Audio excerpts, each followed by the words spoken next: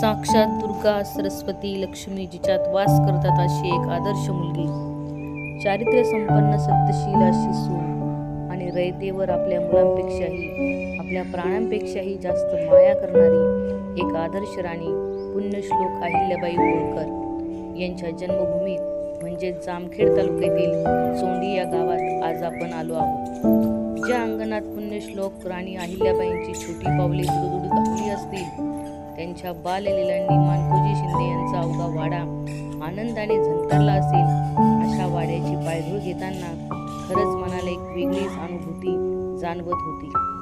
सीना नदीच्या रम्य कुशीत आजही हा वाडा मोठ्या दिमाखात उभा आहे.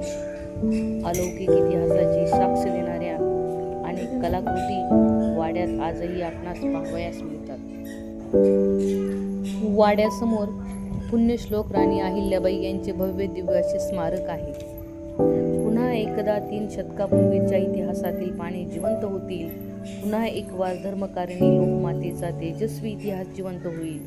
रक्त उसळेल, शमशेर तळपेल, तिच्या सामाजिक क्रांतीच्या मशालीच्या दिव्य तेजाने डोळे दिपून जातील. जगाच्या पटलावर हिंदुस्थानच्या एका मराठमोळ्या राणीचं उज्ज्वल कर्तृत्व पुन्हा झळाळून उठेल.